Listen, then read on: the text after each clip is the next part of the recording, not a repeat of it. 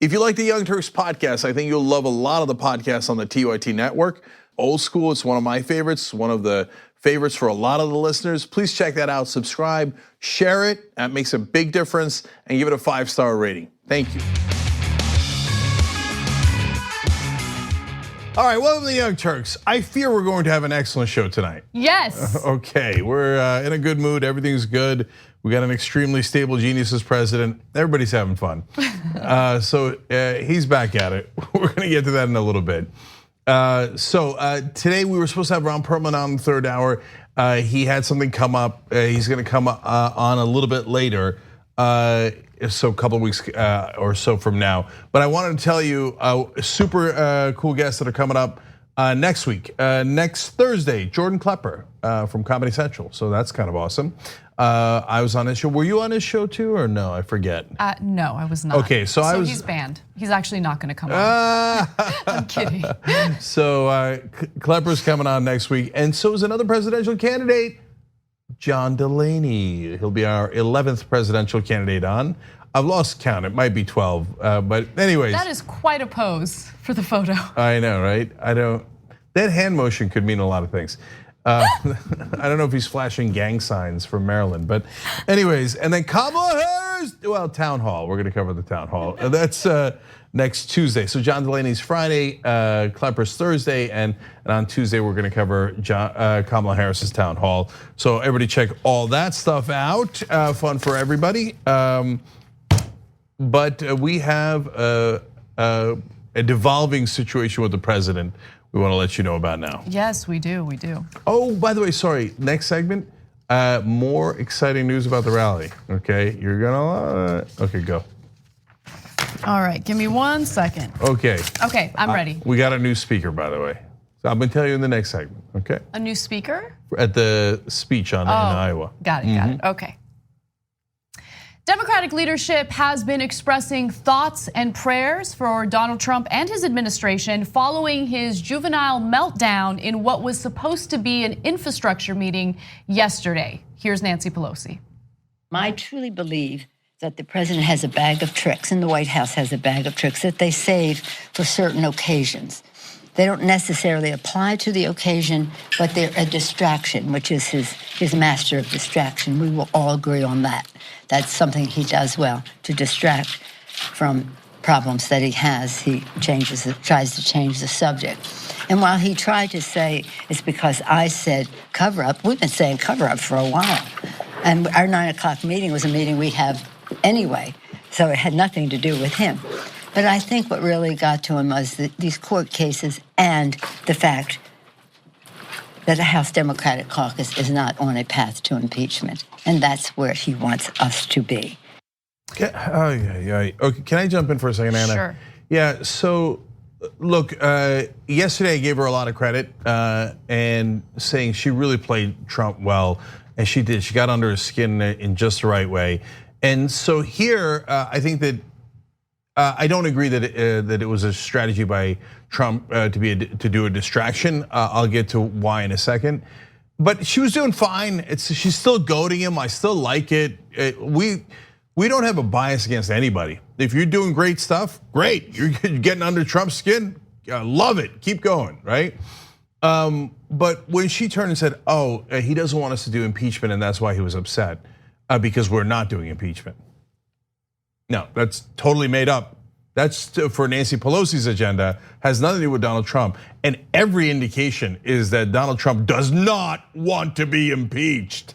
And so this idea that Trump is mad that he's not being impeached, it's preposterous. I mean, look, I think you're right, but there's also a little bit of a twist because I mean, Republicans are absolutely convinced, and Democratic leadership is absolutely convinced that pursuing impeachment would be political suicide for Democrats. Now, we disagree with that perspective. We think that impeachment makes sense.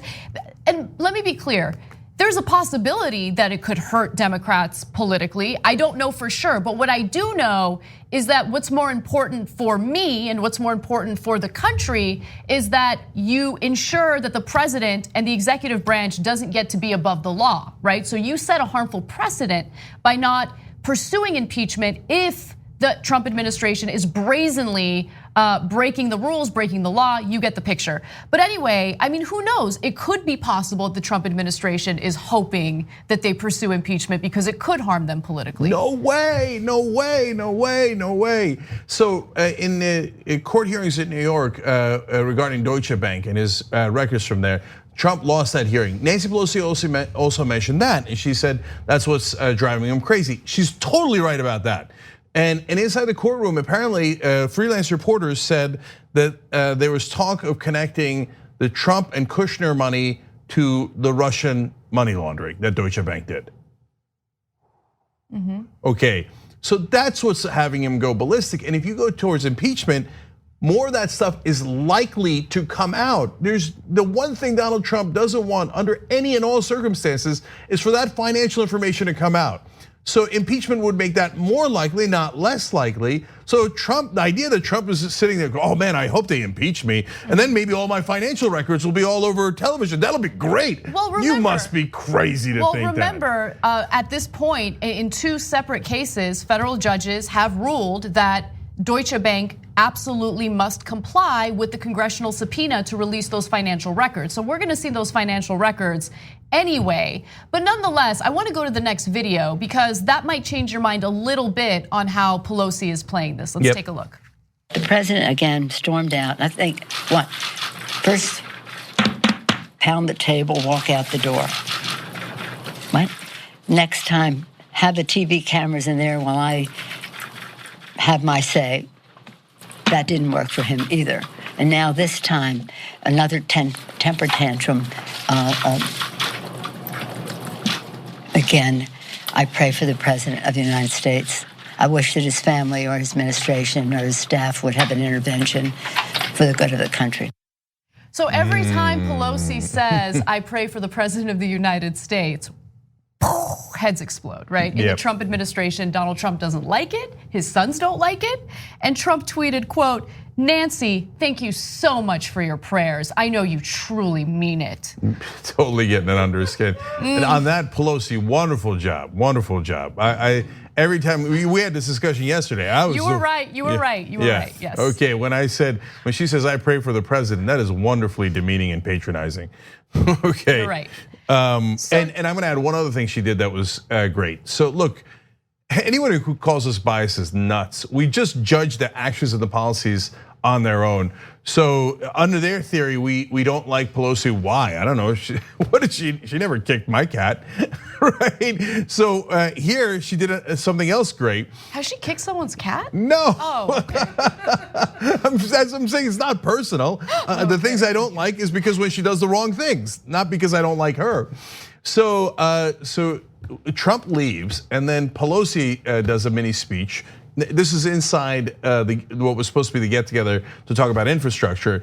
And then Conway, Kellyanne Conway said that.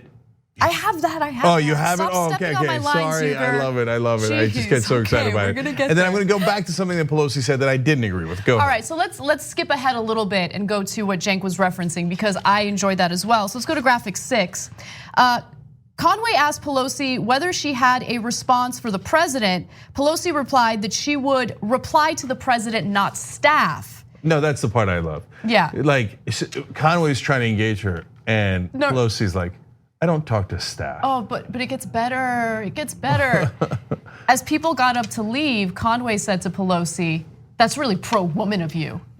Oh, I love it.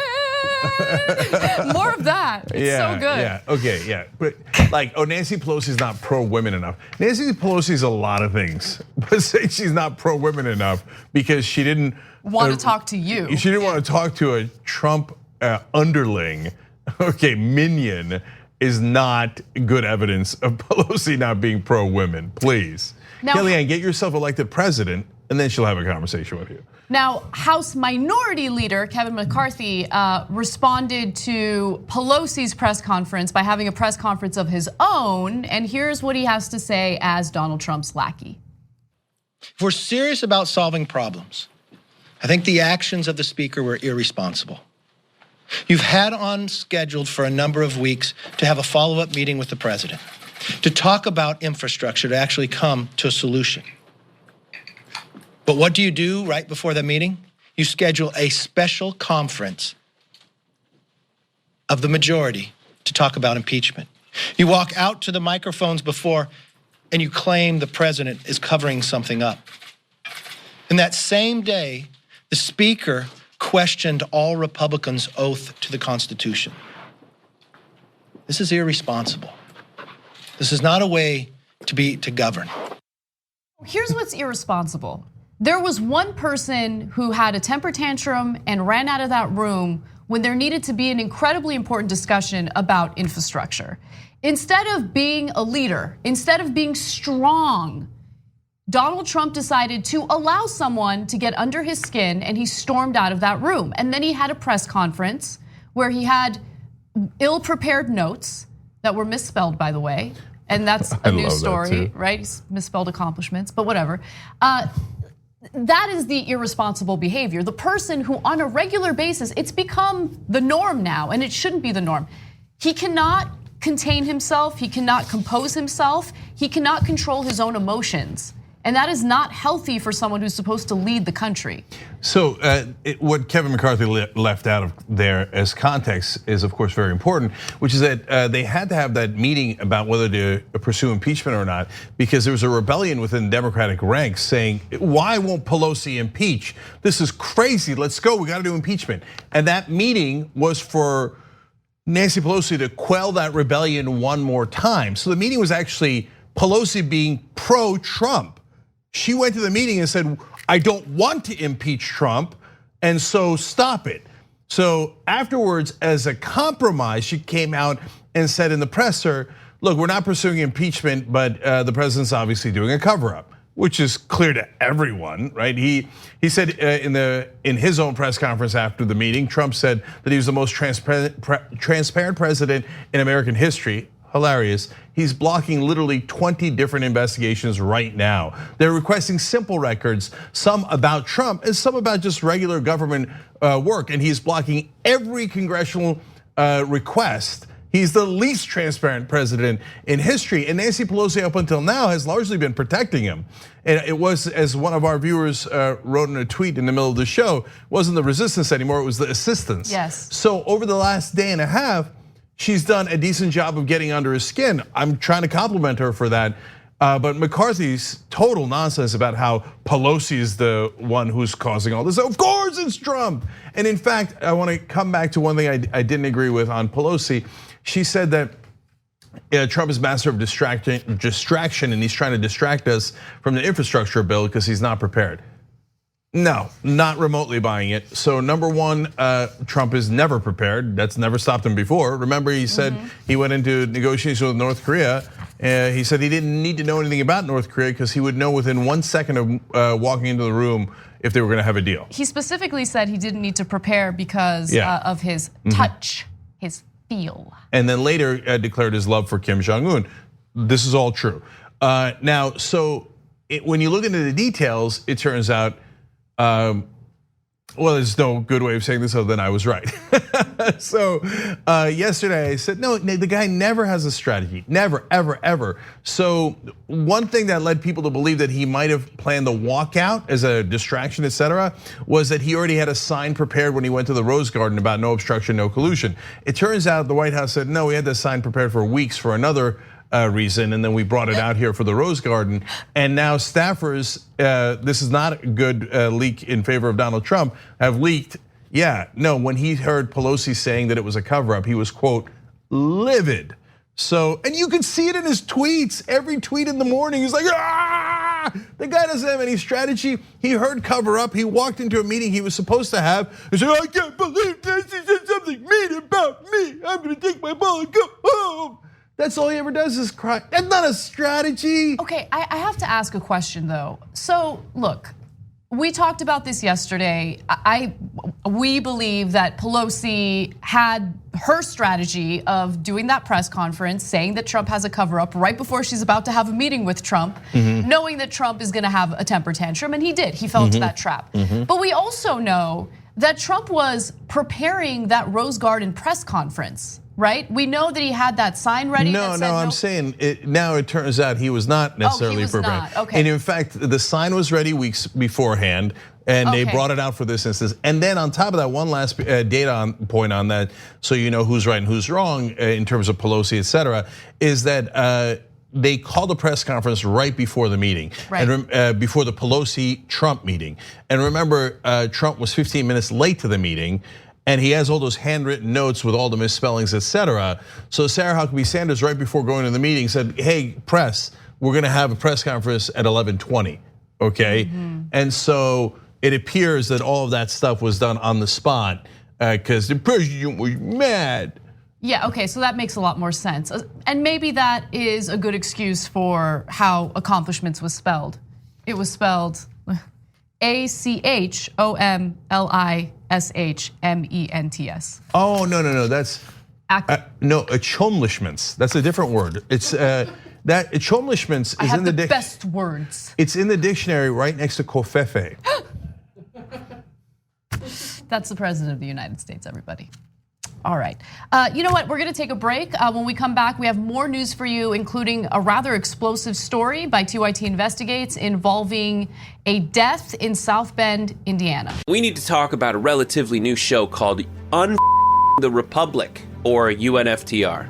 As a Young Turks fan, you already know that the government, the media, and corporations are constantly peddling lies that serve the interests of the rich and powerful. But now there's a podcast dedicated to unraveling those lies, debunking the conventional wisdom. In each episode of the Republic, or UNFTR, the host delves into a different historical episode or topic that's generally misunderstood or purposely obfuscated by the so-called powers that be, featuring in-depth research, razor-sharp commentary, and just the right amount of vulgarity.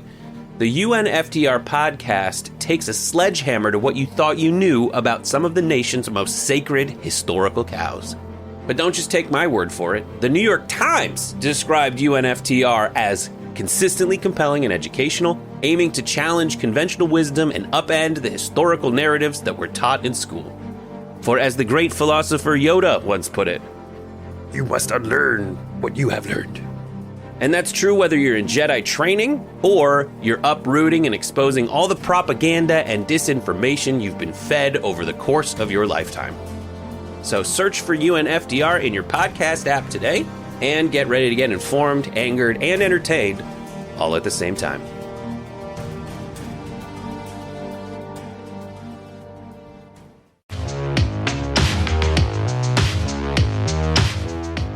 All right, back on the Young Turks. Let's read comments first, members' comments first.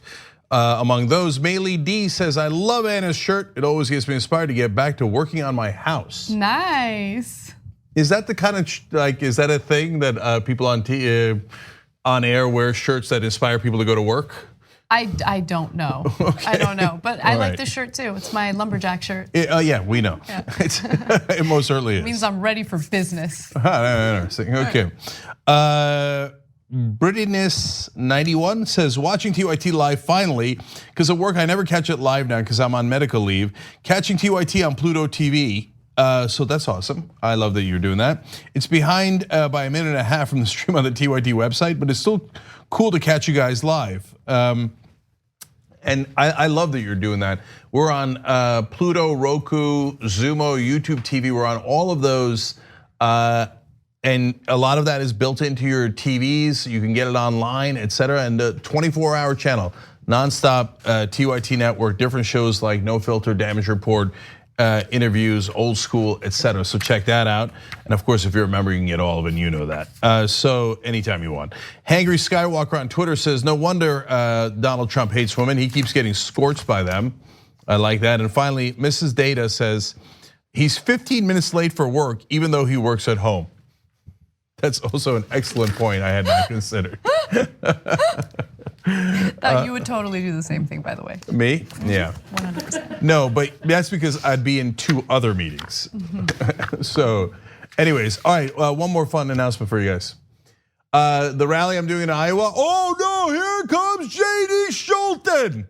So another speaker's been added. JD came within 3 points of beating the worst congressman in America, Steve King. He's from Iowa, nearly won that seat. We're gonna see Steve King again, very likely, and unless he loses in a Republican primary. So that might be your next congressman from that district in Iowa. And he's gonna join us at the rally in Des Moines on June 8th. You can sign up for that at tyt.com/rally. We now have myself, Allison Hartson, Richard Ojeda, and JD Scholten all going. That is a badass crew. So we're gonna come with a blowtorch and lead pipes, politically, of course. And so really looking forward to having JD there as well. All right, fun for everybody. Come on out if you can. Oh, I want to tell you guys, speaking of which, people are coming. I just got a note on this from North Dakota, Wisconsin, Michigan, Indiana, a very large group coming in from Kansas City. This rally is no joke, man. It's gonna be a TYT bonanza. And I'm telling you, we're gonna try to change the path of the presidential race, the country, and policy in this country. And I think you guys could be an absolutely critical part of it. I've got another note here that someone else is flying in for the event and bringing their 11-year-old kid with them as well. So it's almost like a Woodstock for this revolution. So I hope I see you guys there in Iowa. It's gonna be fantastic. All right, ready? Yeah, let's do it. All right. Stephanie Jones found that her son had died after he was discovered hanging from an electrical tower on April 14th of 2011. She's from South Bend, Indiana, and her son's death was immediately ruled a suicide, even though there is some evidence to indicate that that is not necessarily true. TYT Investigates has looked into this story and found that there are all sorts of questionable things that were done by authorities in South Bend, Indiana. And even though Stephanie Jones asked Pete Buttigieg to please help her, to please look into her son's death, her requests went ignored, and she feels that no one has any interest in helping her or listening to her story. But now TYT Investigates has uncovered the details of this story, and we're gonna share them with you today. Now first, I wanna just quickly note all of the different issues that were discovered in the son's death. First off, the coroner had ruled that it was a suicide on the scene. The issue is that the coroner had absolutely no medical training whatsoever. Okay. Also, there was no forensic examination of the scene or of the body. There was also the fact that the body was cremated before an autopsy could be done. There was also the fact that Jones was not allowed to see the scene where her son was found hanging, and Jones was asked to sign a bill for cremation minutes after her son's body, after she had seen her son's body. So she had seen her son's body for the first time, and minutes later, she was asked to sign the bill for cremation. And finally, the classmates of her son alleged that her son had an issue with a white male in the school who had threatened him, who had used racial slurs against him, and again, had threatened to cause harm to him. So these are all points that you'll see throughout the story, but I wanna give you more of what was going on, contextualize it for you. According to Jeff Harrell, who wrote for TYT Investigates, Stephanie Jones, a black woman in South Bend, sat at her dining room table in front of her son's remains and tearfully wondered why nobody, including Mayor Pete Buttigieg, ever agreed to investigate the death of her 16-year-old son. She believes he was murdered, and she's not alone in thinking that. So when it comes to the coroner, Coroner Chuck Hurley certified it as a suicide, listing the time of death as 1:50 p.m., 8 minutes after the 911 call. The official cause of death was asphyxiation by hanging, okay? Now, I wanna give you some more details, but Jake, do you wanna jump in before I do that? Yeah, I wanna be clear about one thing. Buttigieg was not mayor when the incident happened. He became mayor later, and then Jones, the mom, asked him for help. And they were at a meeting together where they were discussing town business. It's called the South Bend Common Council. That's the city's legislative body, and that was in the summer of 2012. And in the minutes we acquired at TYT, and they do show that Buttigieg was there. And Jones went up and talked to him, and he gave her a card, and he said, "Call me, and I'll follow up on this." And she said every time that she called Buttigieg, She would only get the secretary. She would never be passed on to the mayor, and there was never any return calls. So it's about the aftermath of the investigation. And there is one other connection to Buttigieg that is potentially important. So Chuck Hurley, who was the coroner, even though he has no medical experience in that regard, as Anna told you earlier in the beginning of the story, that's already strange, but I don't know if that happens in small towns across the country. But it actually does. It's funny. Yeah. It's not funny, but it's interesting that this story was just published by TYT Investigates, because over the weekend, John Oliver had done a lengthy piece on how coroners in a lot of cities throughout the country do not have medical training and actually are underfunded. Yeah, but the connection to Buttigieg is that the mom is asking Buttigieg to look into Chuck Hurley and how he declared it an immediate suicide. But at the time, Buttigieg had demoted the police chief, who was the first African-American police chief of South Bend, Indiana. We covered that story earlier in the Young Turks, and TYT Investigates did some great reporting on it. You can read that at tyt.com. Anyway, he had demoted the black police chief, and he had put in his place as interim police chief, Chuck Hurley. So he would have to open an investigation on the guy he just named as interim police chief. Could that explain why there was no call back to the mom? Possibly. It's certainly relevant, let's put it that way. Also, I want to just quickly address an uncomfortable part of the story, which is the teen's name, Jihad Vasquez. So he's a Christian, and his absentee father had named him. So he has nothing to do with jihad, even though that is his first name. I just want to get that out of the way. Yeah, well, actually, the fact that he's a devout Christian plays into the story later, because he carries a Bible with him all the time, and several people, including his friend and family members, said he would never commit suicide. He thought people who committed suicide couldn't get into heaven. So they were perplexed when they found out, according to the authorities, that he had committed suicide out of the blue. They thought that was very unlike him. Now, again, whether that's true, of course, is very hard to determine now, but it's problematic that they did not do an autopsy. And it's problematic that they didn't look into the fight where he was called a racial slur right before this incident happened. So there were some red flags when it came to the discovery of his body, what was missing when they discovered him, and his mother lists all the different items that were missing from the scene. So she says his school ID was missing, his wallet with $20 in cash and a ring were also missing.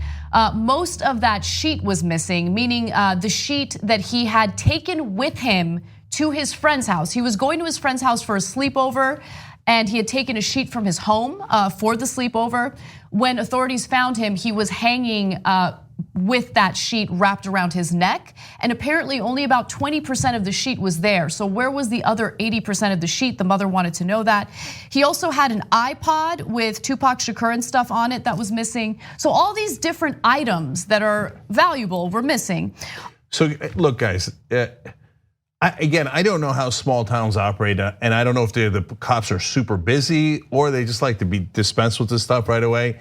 But it's definitely shoddy police work to not ask, hey, did he get into a confrontation? And one piece of evidence would be, is there anything missing from his backpack, the backpack that they found? If you find out that money's missing, his wallet is missing, his ring, an iPod, what's the first thing you think of? Any rational person thinks, well, somebody took that stuff. Maybe they took it after they saw that his body was hanging. Maybe they took it well before and then he committed suicide. But is it relevant that somebody might have taken it and then committed an act of violence on him? Of course it is. Right. Of course it is. And that might lead you to do a more thorough investigation, including an autopsy, instead of cremating him immediately. Yeah, and which is what they did. And I just want to give some extra information. You mentioned it's a small town. There are 100,000 people in South Bend. It is, by comparison, relatively speaking, a small town. And just to give you some more details about possible red flags that the investigator should have looked into. Jihad's last day at Penn High School had ended with him getting a 4-day suspension after fighting with a student who took his iPhone. During the fight, his friend Blake says the other student, a white male, threatened retaliation and slurred Jihad verbally with the N-word. Also, Jihad's sister, Charlene, referred to a friend of his who had mentioned specific details about where his body was located before the police discovered the body. The students at Penn High School, Jihad's classmates, knew that Jihad was dead before my mother was notified. They believe that Jihad was put there to make it look like a suicide, but it's not. This is according to a letter, again, that Charlene had written, and Stephanie Jones, the mother, read out loud to authorities in South Bend. So I want to caution that I don't want our audience to jump to conclusions either, right? I wish they'd done a better investigation. I wish the mayor at the time had done it, and then Buttigieg had followed up when the mom asked him to. But we don't know if all the rumors that went around about people knowing about it ahead of time are true or not true. That's what you would want the cops to investigate when you have a mysterious death out of nowhere in a situation like this. There's one other piece to this mystery. Our reporter actually got to see a photo that has not been released that showed Jihad's body. And the original police report said that he was hanging 10 feet off the air. But in the picture- Off the ground. Off the ground, I should say, I'm sorry. But in the picture, his feet were flat on the ground and his knees bent. Now, there could be a very logical explanation for that. Maybe they lowered him and then took the picture. We don't know for sure, but it does not match what's in the police report. It's another thing that certainly was worthy of an investigation. I don't know if they can go back and do the investigation now. Of course, the number one problem is that they immediately cremated him. Right, and let me give you some details about that, because this is also, in my opinion, a very problematic part of the story. So remember, his body was found April 14th, 2011. Now let's go to graphic 19. The death certificate indicating that Jihad was cremated was filed April 15th, the day after he was found. But Indiana state law requires that bodies be held 48 hours before cremation. So Stephanie Jones, the mother, is saying that she felt pressured to sign a bill for cremation. There's also an issue there when it comes to the different places that bodies are sent after they, are dead. There is one funeral home that most people will send their, bodies to, and then there's one that specifically the Black community in South Bend sends the bodies to. And the reason why they do that is because they just feel safer, they feel like the treatment is fairer there. And so she's very much concerned that everything just moved so quickly and that she was pressured and coerced, she used the word coerced, into signing the bill for cremation at this particular home, and that his body was cremated before she even had a chance to, think about an autopsy, think about a more thorough investigation. Yeah, and I wanna be clear there. It's not a matter of, they sent him to the white funeral parlor instead of the black one. No, their concern is, why did they send him to the one that African Americans don't normally go to? It could have been not even a mistake. Somebody might not have known. It's not a big deal in that regard if nothing is amiss. But in this case, the guy who runs that funeral parlor is a guy named Hanley.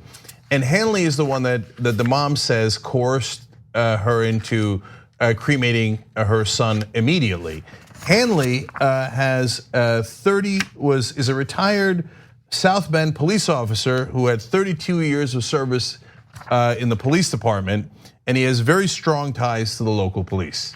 Now, that might mean nothing, or it might mean that the cops sent the body to a guy that they know and trust, who then wanted to hurry the cremation along. But I swear to you that I'm not jumping to conclusions, and again, I'm asking you for the second time not to, because it might have been incredibly normal that somebody checks off, hey, people normally go to Hanley's for a funeral, and they send them to Hanley. So, but you can never know any of these things unless you look at it. And with the money stolen and all the other things stolen, and the fight right beforehand where he's called a racial slur, it's really unfortunate that no one ever looked into it originally, and they seem to have hurried up and just said it. And the most common reason normally is laziness. And by the way, disregard. If that was the mayor's son hanging, do you think that they would have wrapped it up immediately? No. Do you think they would not have done an autopsy? Do you think they would have cremated the body in 24 hours? Now, you all know the answer to that. But if it's an African American boy, their best case scenario is we didn't really care that much. I just want to note that the reporter for this story was interviewed by John Idarola on the damage report. So please make sure you check that out and check out his show overall. It's a really good show. All right, we gotta move on. Yeah, look, last thing on this, sorry. So the last part of the story is apparently before Jihad died, he said that he was worried that he had no freedom walking on the white man's ground because of how he was treated after the fight. And he apparently told his mom, "I'm still a black man with no freedom. Everybody always gets their way. Who has a voice for me?" And she said, "I have a voice for you." And so the fact that she couldn't get anyone to pay attention to the case is haunting her to this day. And she's still trying to be that voice for him. So even if there's no presidential candidate involved here, most of the time when there's injustice done in little parts of America that nobody's paying attention to, nobody ever gets justice. And so this would still be an incredibly important case if there was no one famous involved. And so I hope that someone eventually gets Jones some degree of justice and follow through that she's looking for. All right, we'll be right back. At TYT, we frequently talk about all the ways that big tech companies are taking control of our online lives, constantly monitoring us and storing and selling our data. But that doesn't mean we have to let them. It's possible to stay anonymous online and hide your data from the prying eyes of big tech. And one of the best ways is with ExpressVPN. ExpressVPN hides your IP address, making your activity more difficult to trace and sell to advertisers. ExpressVPN also encrypts 100% of your network data to protect you from eavesdroppers and cyber criminals. And it's also easy to install. A single mouse click protects all your devices. But listen, guys, this is important. ExpressVPN is rated #1 by CNET and Wired magazine. So take back control of your life online and secure your data with a top VPN solution available, ExpressVPN. And if you go to expressvpn.com/TYT, you can get 3 extra months for free with this exclusive link just for TYT fans. That's expressvpn.com/TYT. Check it out today. Back. We hope you're enjoying this free clip from the Young Turks. If you want to get the whole show and more exclusive content while supporting independent media, become a member at tyt.com/join today. In the meantime, enjoy this free segment. All right, back on the Young Turks. Left Fields writes in, "I love the new TYT hold music before the live feed comes back. I'm grooving to news now." We actually don't hear it, so that's for Bart. In fact, Steppenwolf says, "Bart, keep up with those aggressive Das Bunker beats." I don't know what you're doing to these folks, Bart, okay? Pammy44 says, "Does anyone know what time of the day that the rally takes place? Can't make plans unless I know if it's during the day or in the evening." There's a reason why we're holding off, Pammy. But if you go to tyt.com/rally, as soon as we know what time in the day it's going to be, we'll let you know. But it is likely to be late afternoon or evening, okay? So it's not gonna be in the morning. So just so you know, but thank you for caring and asking. Lorenzi says, "Events like the TYT rally make me so jealous as an international viewer. We'll definitely be watching live stream and supporting you from the other side of the world in New South Wales, Australia, #2strong. Thank you for your support. User number 181143, this is in our member section. I love you, brother. It's okay, come up with a name, okay? Something about Devin Nunes. Okay, he says, "Before I heard of the TYT Army, I was just a technical writer working for a corporation. I was giving all my power to those who do not have my best interest in mind. I was a passive recipient to the news. I was screaming into the void and feeling helpless. Then I enlisted in the TYT Army and now I am taking action." Yes. I love that. I love that. So if you want to be involved in the TYT Army, tyt.com/army. They're out, they did all this incredible research. And then when people say something wrong on Twitter, they breathe fire, but all about the truth, and they lay out the facts, the evidence, the research. They have different teams doing research, different teams finding things that people said in the media wrong. They don't need us at all anymore. They do it on their own. They've gotten several writers to withdraw and retract things that they said or things that they wrote. They're amazing. So, and then of course we're gonna go to the rally together. So tyt.com/rally. See you guys there. Bradley says, "I'm driving to the rally from Manitou, Colorado." So that's great. And finally on Twitter, Jack McAnally says, "How Anna just pronounced Tupac Shakur was criminal." Wait, how did I say it? I don't know, but apparently you said it wrong. If you said two-pack, that's me. I didn't say two-pack, did I? I don't know. I don't know. I don't remember. I mean, sometimes we're off the cuff. So sometimes when I'm reading a graphic, I just get through it. Criminal. Whatever, I guess Okay. I broke the law. I got it. Okay, all right, I'm going to investigate. Anyway, no, I know my West Coast rappers, okay? He's Tupac, I'm two-pack for Wolfpack and Justice Democrats. Okay. All right, what's next? I'm terrible. Donald Trump hijacked what was supposed to be a press conference to announce his aid package for farmers in order to announce that he is, in fact, a very stable genius. If you look and you take a look back, you'll see all of the things that you're talking about and all of the things that you're asking about. I was against at that time, and I'm still against. I haven't changed very much. Been very consistent. I'm an extremely stable genius. Okay, yes, go ahead. So that is not a replay from an old video where he also said the same thing. In fact, that video was from January of 2018, over a year ago, and it was at the NATO summit. Here he is making the exact same claim. We understand your message, but some people ask themselves, will you be tweeting differently once you board the Air Force One? Thank you. No, that's other people that do that. I don't. I'm very consistent. I'm a very stable genius. No, he is not joking, by the way. So they laughed today when he said he's an extremely stable genius, because what else would you do when a lunatic declares himself a stable genius? But he has said it on Twitter as well. In fact, he said it so many times we made a T-shirt out of it. We'll show you. It's actually one of our best-selling shirts at shoptyt.com. And every time I wear it out, people love it, because who says that? Who says that? Only a deeply unstable person would repeatedly declare, you know, I'm very stable. In fact, I'm a very stable genius. Right? I mean, and do you also have a van down by the river? Right? Well, here's the thing that amazes me. So his supporters would react so differently if anyone else had referred to themselves as smart, kind of like a smart person, stable genius. But for some reason, he is untouchable. He can claim that he's a very stable genius on various occasions, and it's totally okay. But I realized something recently. I know this is a tiny bit of a tangent, but I have to say it. So we are in a completely different world, right? Because I didn't watch The Apprentice. I didn't care for The Apprentice. I had no interest in it. But recently, I was hanging out with some friends and we decided to watch a few episodes of The Apprentice on YouTube just to see what it was like. And for years, that show made him out to be a genius. It really did. This strong, powerful, smart, business savvy man. He had years of pro-Trump propaganda on his side before he even thought about running. Yeah, and I know through what I've read and what I know from folks who worked on the show that, but mainly what I read, they had to constantly do retakes because he's not that smart. So they had to shoot it over and over again to get him to say something smart, which they were feeding to him. No, but what's amazing, I love that you just gave me that context, because as I was watching it, I noticed that when he's on camera, they only shoot like one sentence at a time. Like he'll say one strong sentence and then they'll cut to something and then they'll go back to him and he'll say one strong sentence.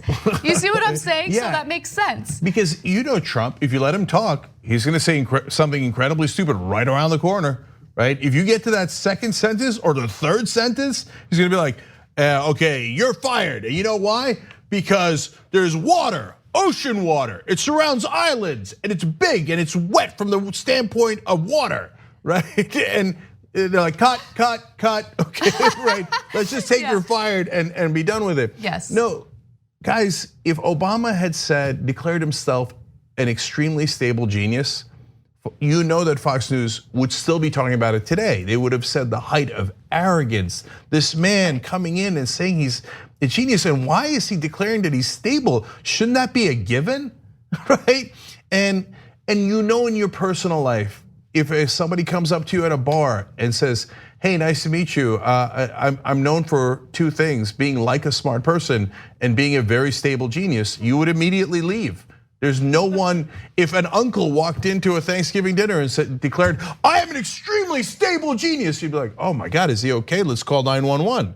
Right. Like, because no one outside of someone who's deeply mentally unstable says that. So what spurred all of this? Why is he referring to himself as a stable genius again? Well, he's probably still reeling from the fact that he threw a temper tantrum during what was supposed to be an infrastructure meeting with Nancy Pelosi and Chuck Schumer. Remember, he stormed out of that meeting because earlier Pelosi had accused Trump of being part of a cover-up, so he couldn't compose himself. And so he's lashing out in all sorts of ways. And in response to claims that he's a very stable genius, Nancy Pelosi tweeted, "When the extremely stable genius starts acting more presidential, I'll be happy to work with him on infrastructure, trade, and other issues." Also, note that she's tweeting in response to a tweet that indicated that Trump called her crazy and all sorts of things during that press conference. Yeah, and of course Trump doing projection, and because he's a child, you say, "Oh yeah, no, it was you. You're the one whoever smelt it dealt it," right? And so he went and said, "Oh yeah, I think Nancy Pelosi's lost it. She's a mess." Nailed it, yeah. Right, yeah. Great way of handling this. If someone has lost it, we're pretty sure who it is. So now let me give you some more context before we go to some more of this insane video. This whole meeting that Trump is having, this press conference, was meant to draw attention to an aid package for farmers who are suffering greatly from his trade war with China. Now, we're gonna give you the details on that trade war and what he's offering the farmers in just a minute. But if you're frustrated that we're taking too long to give you the details of that story, I'm sure the farmers that were part of that press conference were frustrated that he was using that entire meeting for himself and to lash out and to vent. And he also used it as a PR stunt by calling on various members of his administration to just agree with him and agree that he did not, in fact, throw a temper tantrum in that meeting with Pelosi and Schumer. So I'll give you Exhibit A, Trump calling on Kellyanne Conway. Every time I go into a room, if there aren't cameras, they come out and say, "Oh, he was yelling, he was screaming." Kellyanne, what was my temperament yesterday? Very calm, no temper tantrum. I told the Facts First crowd if they published that you were fuming, temper tantrum, rage, lost it, that's just a lie. But you were very calm, stood at the edge of the They have it on tape someplace? Good. You stood at the end of the table, stated your case. Peter doesn't want to hear this, by the way. He wants to ask the headlines are written there. because he doesn't. He's fake news. But go By the way, ahead. sir, Mr. President, why would you have to raise your voice? You said to them, when you're done, your 2 tracks, come back and we'll talk about infrastructure. Oh, that's so sad. That's so sad. I can't imagine ever doing that. It almost made me feel bad for Kellyanne Conway, but almost, but we didn't quite get there. You made your bed. Yeah. He did the same with Mercedes Schlapp, who is a communications aide in the administration. Mercedes, you're always a straight talker. You were in that room yesterday? Yes, sir. What was my attitude when I walked in? Did I ever scream? No, you were very calm and you were very direct. And you sent a very firm message to the Speaker and to the Democrats. And it's very discouraging and disgraceful to see that the Speaker would decide an hour before coming to the White House to make those comments, calling that there's a cover-up, and then stride into the White House and expect there to be a constructive meeting. Oh, girl, you're on video, though. It's on video. Come on, have a little bit of self-respect. Okay, now you kneel, okay? Yes, you were very calm, sir, like you always are. No, Jesus Christ. And then Larry Kudlow was unmanned by Donald Trump. Is Sarah there? Sarah? Larry was called out. Larry, were you at the meeting? Yes, sir. Oh, fantastic. The great Larry Kudlow. Could you come here, please? You're not afraid of television. Larry, you were there. There were many people there, by the way. Many people. We can get you 20 other people to say this. What was my attitude yesterday at the meeting? Mercy's right. Kellyanne's right. You were very calm, and you laid out the case. You had a lot of numbers of what you've contributed in terms of paperwork and witnesses and so forth. While you were there, they didn't say anything. Speaker didn't say anything, and you left. You made your case. Well, it was very calm, very much calmer than some of our I would say calm, like I was at the news conference minutes ago. Minutes later. Okay. Sad. He at least had the decency to seem deeply embarrassed. He did look embarrassed, right? He's like, get the camera. I'm getting called up to the front of the class to tell the teacher how great he is. Jesus Christ. It's crazy, and he didn't stop there. He also called on Sarah Huckabee Sanders, Hogan Gidley, who's the deputy press secretary for the administration. I mean, it's absurd. To the man, they all said Joffrey was very calm. Sad. Baby. All right, let's go to some other news. Deeply, deeply disturbing news that everyone should be concerned about. So, the Defense Department, of course, under the Trump administration, is attempting to keep Congress out of any type of action they are taking when it comes to special operations or any type of mission that they're considering abroad, which is problematic because we kind of live in a country where we're supposed to have a system of checks and balances, where Congress is supposed to be aware of what the executive branch is doing, what the Defense Department is doing. But it appears that they're attempting to make that more difficult. Now, in a May 8th internal memo, according to the Washington Post, Acting Defense Secretary Patrick Shanahan lays out the criteria for when Pentagon officials may provide congressional offices or committees information they request about operational plans and orders. Now, let me be clear about something. This is an issue that is, of course, upsetting Democrats in Congress, but it's also upsetting Republicans in Congress as well. It outlines a dozen or a half dozen guidelines, including requirements that military officials and political appointees evaluate whether the request contains sufficient information to demonstrate a relationship to the legislative function. The memo urges Defense Department officials to provide a summary briefing rather than a requested plan or order itself. Now, one of the issues that recently came up had to do with what Shanahan was planning on doing in Iran. We had reported on that story last week. Shanahan had drafted a plan to send as many as 120,000 troops to the region. And of course, that was going to unfortunately provoke authorities, or I should say politicians in Iran further and possibly even lead to war. And members of Congress didn't know about it. You had Senator Lindsey Graham feeling frustrated that he was kept in the dark about it. People were not briefed on what was going on. And so there's this like tug of war happening with the Defense Department and Congress. And I just want to note that Trump just said that he is the most transparent president in US history, the most transparent president ever. And at the same time, he's blocking as many as 20 investigations into his conduct. And he's also, or his Defense Department is also trying to keep valuable information away from congressional leaders. So you know that all Congress is mad because the Republicans are joining in on this. Mac Thornberry, a Republican from Texas, joined Adam Smith, Democrat from Washington, in saying that the House Armed Services Committee should, of course, get access to this information. So it is not every day that Republicans admonish Donald Trump. In fact, Justin Amash said that he should be impeached, and every Republican has been raging against him and thinking about how they're going to do retribution. Even so, Thornberry, among others, said, yeah, this is not right. We have to have that information in order to be able to do our jobs in Congress. So that gives you a sense of it. And Shanahan being okay with agitating towards war, that's weird, because he spent a long time as an executive for Boeing, right, a defense contractor. And I know that sometimes people leave government and then rejoin the sector that they were in and make a lot of money. Mm-hmm. I know that coincidentally, a lot of times their company made a lot of money based on the decisions they made while they were in government. Right. Now, how do defense contractors make more money? Well, there's a lot of corruption that goes on, right? And what if there was a war? Then they'd probably make a little bit more money, wouldn't they? Well, okay, so I love that you brought up the military-industrial complex, the profit, and the financial incentive in engaging in war.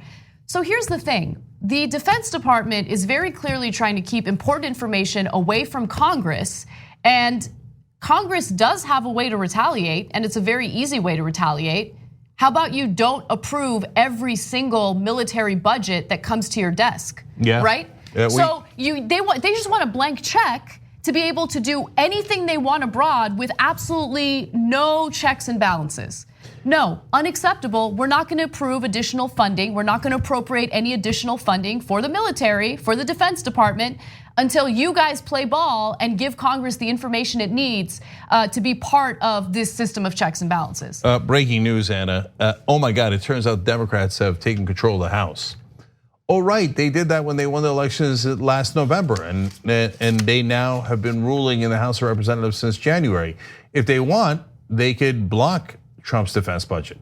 But as we reported to you a little while back, when it came up, they happily approved it and gave him all the money that he wanted without any checks whatsoever.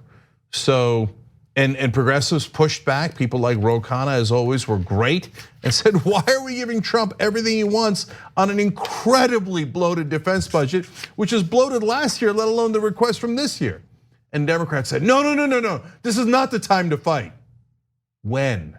I can't wait for the Democrats to finally find the time to fight. It's been several decades. They still haven't found it. We got to take a break, but when we come back, we are going to give you the details of Donald Trump's bailout package for farmers, and then tell you what the consequences will be for American taxpayers. We'll be right back. Thanks for listening to the full episode of the Young Turks. Support our work, listen ad-free, access members-only bonus content, and more by subscribing to Apple Podcasts at apple.co/TYT. I'm your host, Cenk, and I'll see you soon.